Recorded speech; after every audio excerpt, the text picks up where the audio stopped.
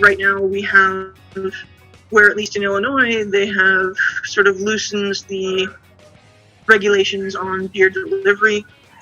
So that's something that's been helping a lot for us, to be able to send beer out with a Grubhub order or any other sort of ordering platform.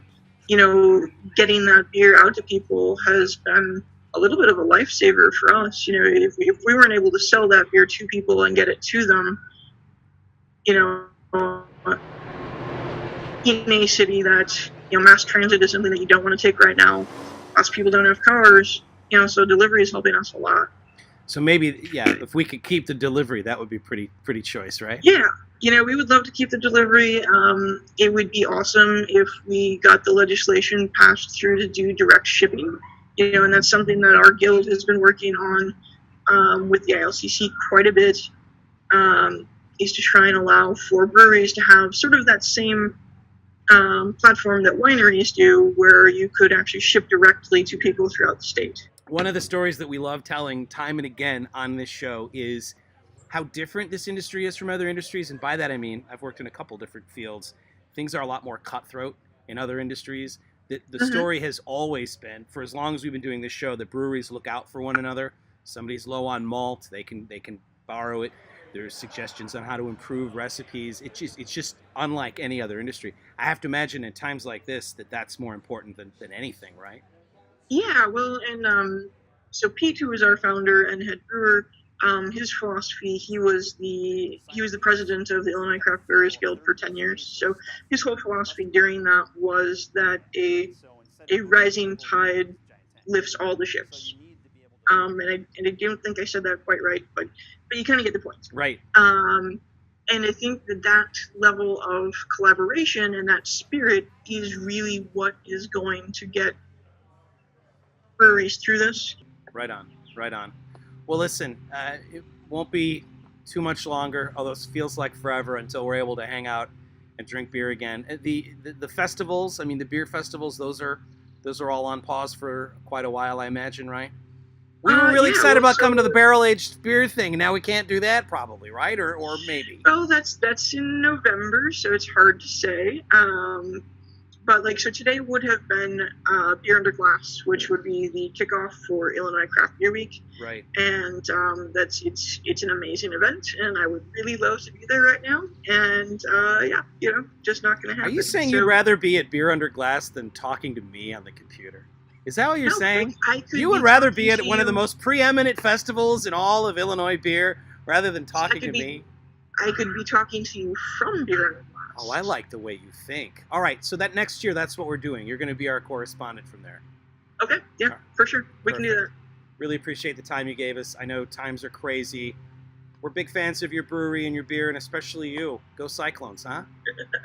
Go Cyclones. You're a local-ish girl, Iowa girl, local girl done good. We're proud of you. You're a big damn deal in the beer world, and we could say we knew you when, even though we just met you a couple weeks ago. Well, thank you very much. I'm happy to be here with you today. Cheers. Chelsea, I know that at the Iowa Brewers Guild, you guys are working nonstop, even under regular circumstances, to make sure that you're doing everything for the people making the great beer across the state. With everything that's going on, kind of walk us through how you guys are dealing with that. What's changed in the last couple of months for you guys? Well, the biggest change is, not being able to do in-person events and kind of dealing with how to make up for that. So we, as a state, started kind of that close down process, actually on St. Patrick's Day, which is really a bummer because it's like my holiday. So we started on St. Patrick's Day as the close down started to happen, and immediately started thinking about ways that we could make things that were coming up work better. Just because we usually have our Brewers Olympics is in May, our big craft brew festival is in June, and so those were kind of thrown into question.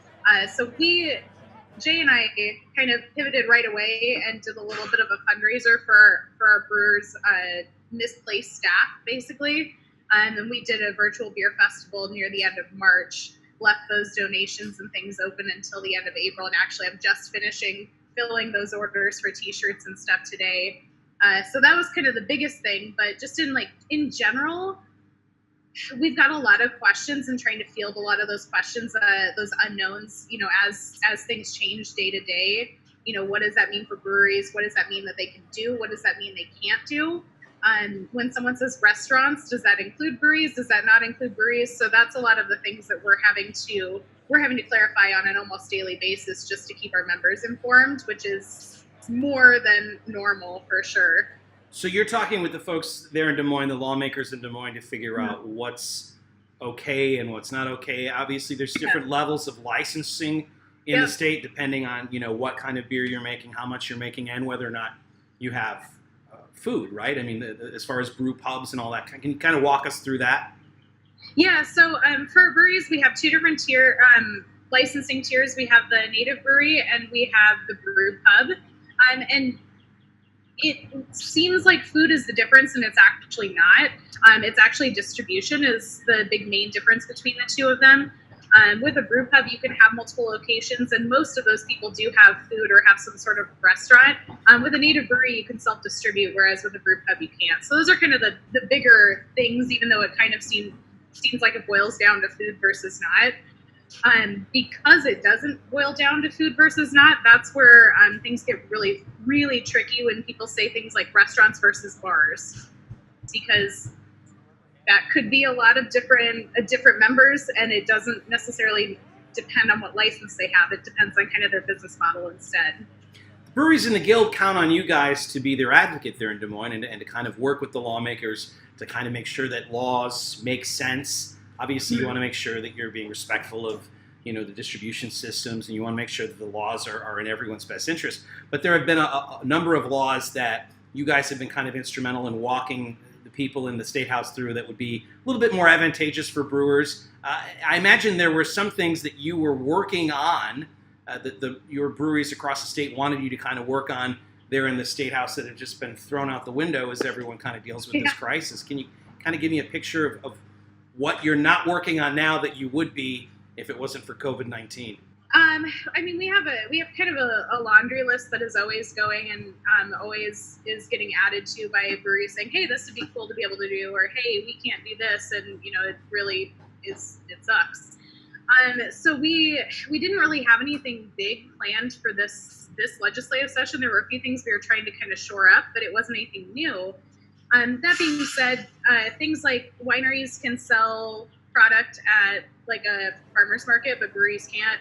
That's been a big one that we've kind of wanted to try to address for a while. Haven't yet.